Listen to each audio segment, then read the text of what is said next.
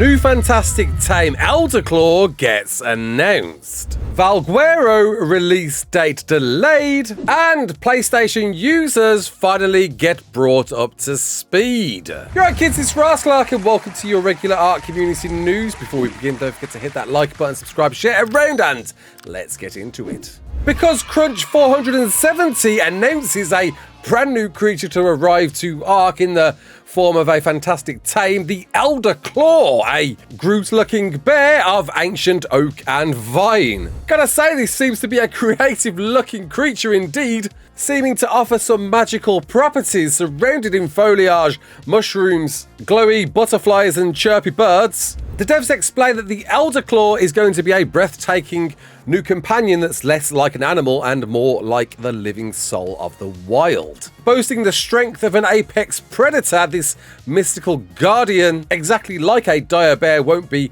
prone to anger, but crossing its path will seemingly aggro it. With an explanation that its twisting roots, vines, and strange totems turn the tide of a battle. It suggests there might be a stamina-sucking ability, seeing that it saps the will of enemies whilst bolstering allies. Everything pointing this to suggest it being a supportive creature. It seems with a new creature, a new taming process will arrive, with rare seedlings and cubs to nurture first to maturity, and then eventually earns your trust. Reads to me like it's going to be a wild baby raise. But once obtained, however this is, you'll grant yourself a warden capable of shielding its allies and drawing power straight from the earth. Hey, a brand new creature is a brand new creature, and I'm especially welcome to this wonderfully mystical looking bear-like tree beard, especially seeing that it's going to be thrown in with the Lost Colony expansion pass. Whilst it's classed as another fantastic tame, this one isn't going to be simply a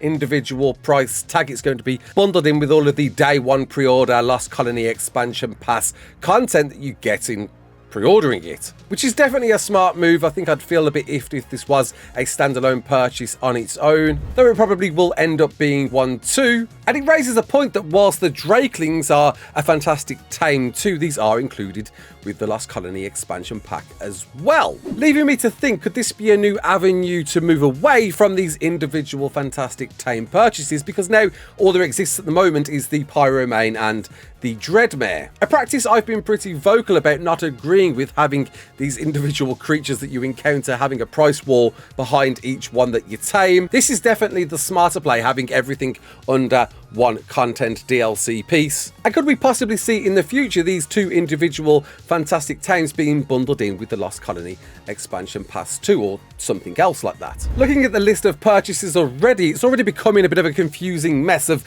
what's the right thing to purchase when you first play ARK, if at all. And having these consolidated packs that throws in everything rather than having individual purchases just seems like a smarter move. It's of course a wonder if the inclusion of the Elderclaw is simply an added incentive to purchase something that possibly hasn't sold as well as Wildcard hoped, or they're learning and understanding the value of having something thrown within a pack instead due to negative responses on standalone singular dino purchases. Hopefully it's a sign of the times and a move away from these individual purchases to packs like these. Nevertheless, having purchased the expansion pass myself, I can't wait to check this out, see what it's all about, to be added to a map I'm very much looking forward to, because this is a revival, a remaster, a relook at the very first map made by Fjorda, Svartalfheim and Astraeus creator Nakatas. We can see, of course, in this concept a brand new Valguero logo reveal, and gotta say I definitely like this one way more than the original ASE logo, a very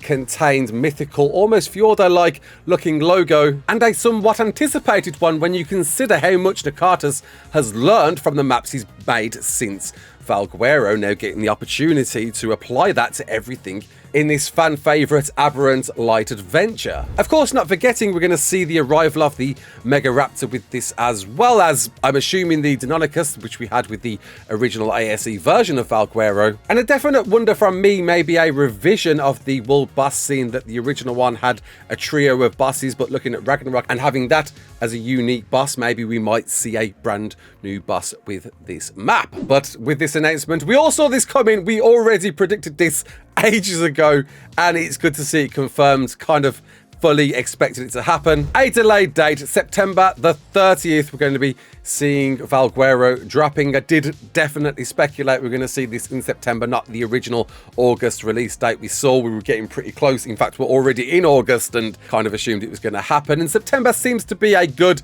middle point between Ragnarok releasing and Lost Colony dropping in December. Could we see a further delay upon that? Maybe a few days, maybe a week. We know how these things work out, right? Though Nakata's behind the wheel of this one, maybe we might actually see this one drop on time, well, the new time that we've been given. And it is indeed confirmed in writing in the community crunch that we will be seeing the return of the dangerous Deinonychus. And honestly, when you see the arrival of the Helicoprion coming in August the 20th, a creature I'm very much looking forward to with its BP rolling capabilities, which, by the way, when we talked about it last weekend, it only just occurred to me the whole gambling situation we had quite recently with the removal of the poker table. I guess this was perhaps pushed in compensation of that, giving you gamblers out there at least something else to bite on, but just not calling it gambling at all. Shush, shush. It's not anything related to that, is it? Yeah, with that coming on August the 20th, I think the content that's coming is enough really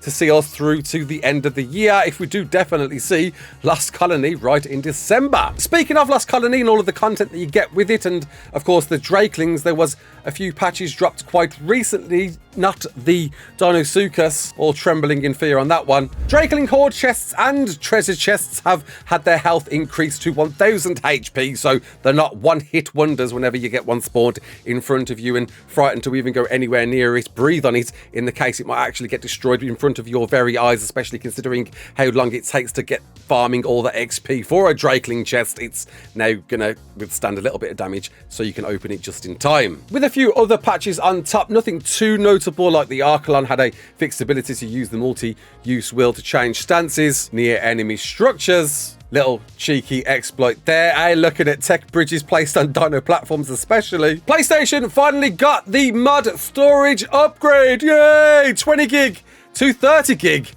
has now been allocated to you. Seems like that was a very lengthy conversation between Sony and Wildcard to get that capacity up for you Sony PlayStation players out there, and it's here. It's now clear for all of you out there to have fun with all of the mods that you want, well, up to 30 gig worth of mods. And it's great to see the wall dropped there, with PlayStation perhaps being less lenient on the modding scene before. It seems like they're finding some middle ground in doing this, with a wonder if that is enough for console players. Now, I'd love to hear your comments below. Please do comment and all that jazz down in the places you can write down there, as well as your opinion on the singular purchase argument that I mentioned earlier. Could we entertain the idea of moving away from these singular fantastic tame purchases, maybe even bringing the Pyro and Dreadmare into the Lost Colony expansion pass, because they've been out for so long now? Why not do that, right? If there's possibly an added incentive there and a way to move away fantastic tames, let's just drop the wall